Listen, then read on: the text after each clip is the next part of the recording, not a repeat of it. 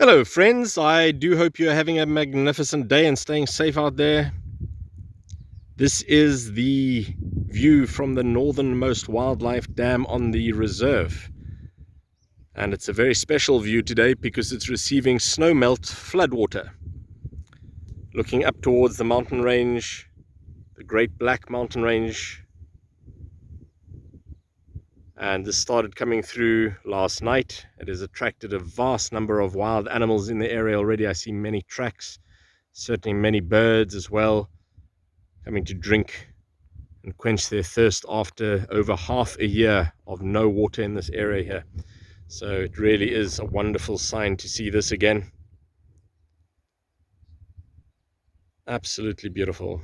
For those who do not know this, Oudtshoorn was declared a national drought disaster zone on the 29th of July. So this just gives you an idea of how serious the drought has been in this area.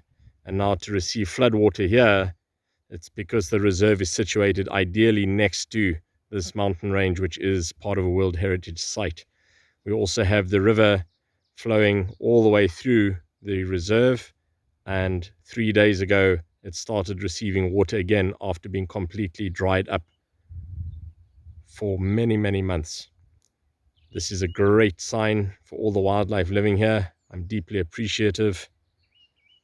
Just knowing that the meerkats and mongooses and all the other animals here will have their food resources replenished, because this is going to affect the entire ecosystem.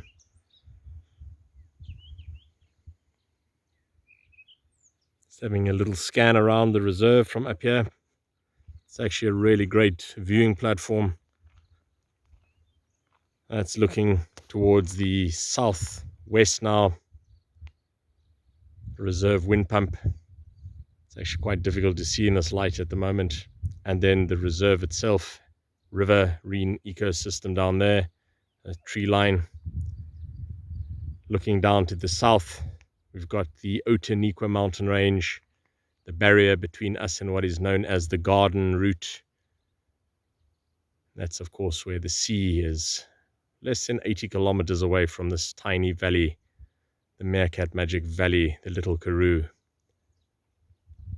Usually, when the Swartberg Mountains, the Great Black Mountain Range behind us, has snow, the Outeniqua mountain very rarely has snow. But on some years, there's snow on both mountain ranges. That can be seen from up here. That's looking towards the Stone Dojo, way across to the other wildlife dam, just to put things in perspective about size here.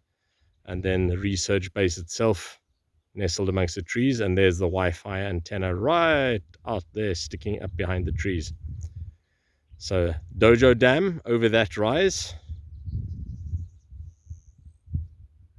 and the northernmost wildlife dam. Incredibly, the engineering marvels and geniuses that created these canals in the past, which flow from one property to the next, allow water to go all the way from here in this wildlife dam right across the reserve, past the back of the research base, right around all the way through past the Stone Dojo into that water feature there.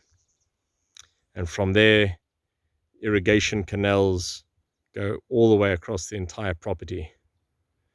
Cannot even see the border from here. See, in fact, right across those distant trees.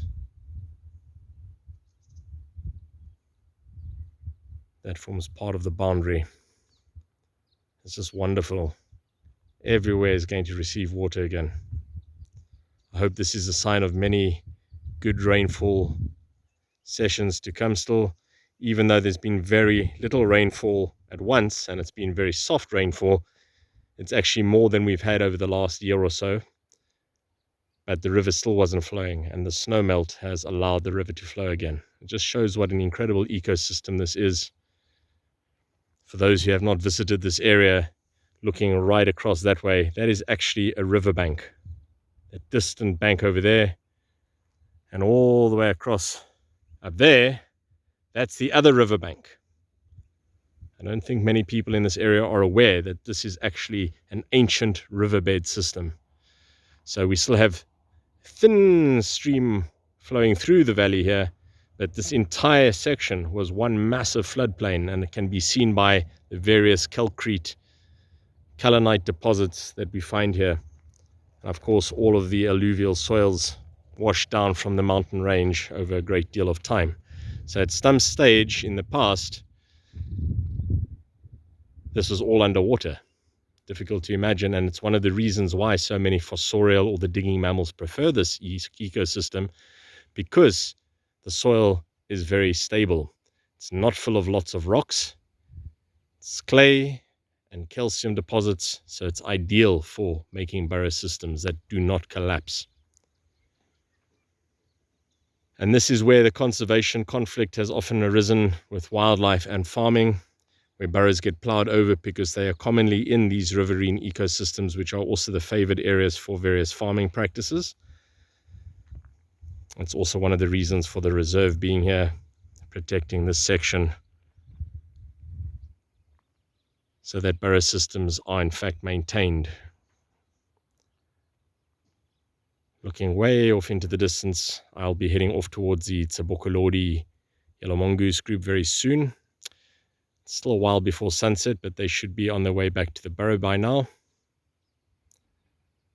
I hope you all have a wonderful evening ahead. Stay safe.